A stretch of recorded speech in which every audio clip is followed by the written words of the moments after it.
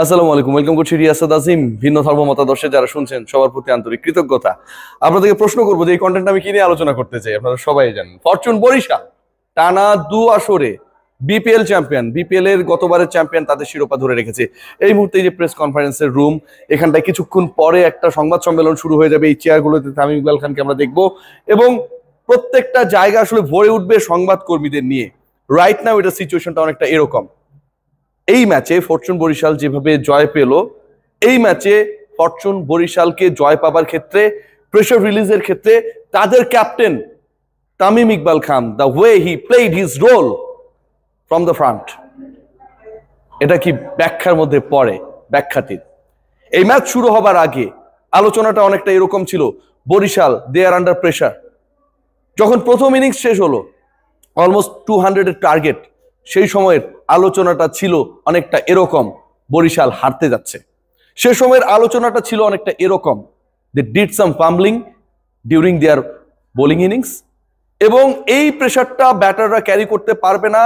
ফাইনালের প্রেশার, 200-এর কাছাকাছি chasable score, কতটুকু সম্ভব করে দেখিয়েছে সেই দলটা। মানসিকভাবে যারা প্রস্তুতি নিচ্ছিলেন তামিম ইকবাল খানকে পচিয়ে বরিশালের পরাজয়কে লিখবেন, উদযাপন করবেন, চট্টগ্রাম জিতে গেছে, তামিম চলে না, নাম দিয়ে আর কতকাল বিপিএল মাতাবেন একজন ক্রিকেটার, সেরকম একটা ইন্টেনশন যাদের ছিল। আমার কাছে মনে হয় within next 30 minutes everything, the full scenario got changed.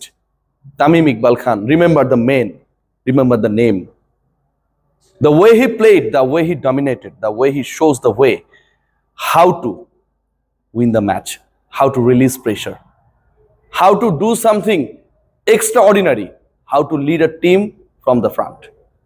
Towhid Hridoy তিনি যখন 28 বলে মনে হয় 32 বা 31 করলেন, সেই কি একটা ইনিংস!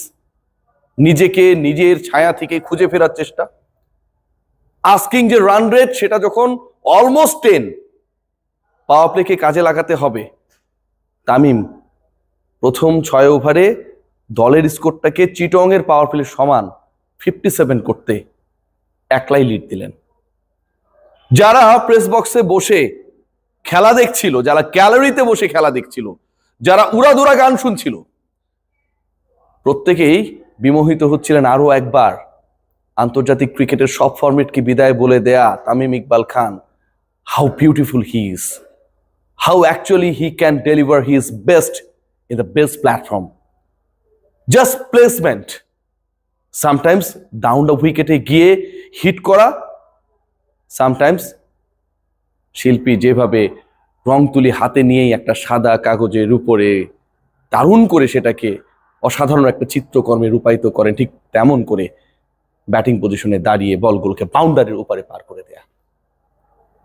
আমার কাছে মনে হচ্ছিল সেই সময় চট্টগ্রাম যখন তামিমের এগেনস্টে খেলছিল, মাঠে ছিল অনেক cricketer, they were also enjoying the batting Tamim did that time. Tamim Iqbal এমন একটা সময় তার জাত চিনালেন, এমন একটা সময় তিনি স্পেসিফিক্যালি ইম্পর্টেন্ট টাইমে জ্বলে উঠলেন, যখন আসলে জ্বলে না ওঠার কোনো বিকল্প নেই, জিততেই হবে। ক্যাপ্টেন, গালি খাওয়ার জন্য লক্ষ্যবস্তু শুধুমাত্র তিনি। 190 ছুঁই ছুঁই স্ট্রাইক রেটে ব্যাট করলেন, 24 বলে যখন 50 করলেন, ঠিক তখন মেরেছে 9টা 4, একটা ছক্কা। কি অসাধারণ! আপনি খেয়াল করে দেখবেন যে পুরা বরিশালের উইনিং টোনটাই সেট হয়ে গেছে তামিমের ওই 4 ছক্কার মাধ্যমে, তামিমের ওই আক্রমণাত্মক ব্যাটিং এর মাধ্যমে, যেই ব্যাটিংটা মনে করিয়ে দেয় তামিম ইকবাল যখন ইয়াং ছিলেন, তামিম ইকবাল যখন ড্যাশিং ছিলেন, তামিম ইকবাল যখন অ্যাঙ্করিং রোল প্লে করতেন না, সেই তামিম ইকবাল যেন আরো একবার মিরপুরে তার মতো করে আবির্ভূত হচ্ছেন। বাকি কাজটুকু করতে খুব বেশি অপেক্ষা করতে হয়নি। দেখুন মুশফিকুর রহিম, এই যে তামিমের বন্ধু, আমাদের প্রিয় মুশফিক, প্রত্যেকটা ম্যাচই মোটামুটি খেলেছেন, করেছেন 9 বলে 16 রান, 177 স্ট্রাইক রেটে। আমার কাছে মনে হয় কি জানেন, এই ইনিংসটার ভ্যালু বরিশালের এই জয়ের পেছনে অনেক বড়, অনেক বিশাল। কেন বলছি এই কথা জানেন? মুশফিক যখন টানা 2-4 মারলেন, তৃতীয় বলটা 4 মারতে গিয়ে সেটা বাই হয়ে 5 হয়ে গেল, ওই 13টা রান, এবং তারপরে বলে মুশফিক আউট হয়ে গেলেও পুরো মোমেন্টামটা বরিশালের দিকে নিয়ে আসে। আস্কিং রান রেটের সাথে পাল্লা দিতে গিয়ে ঠিক 1-2 ওভার আগে উইকেট হারানো বরিশাল যেন প্রেসারে না পড়ে মুশফিক সেই কাজটাই করছিলেন। 9 বলে 16, এক কথায় অনবদ্য 177 স্ট্রাইক রেট। তামিম ফিরেছেন, মুশফিক এসে চলে গেছেন। কাইল মায়ার্স ভাইজান কিন্তু ছিলেন এবং তিনি থাকেন, সবসময় থাকেন। এবার গিয়েছিলেন, আবার এসছেন। আবারও বলছি, captain lead from the front. কিভাবে পুরো দলটার গাঁথুনিটা দেখেন না।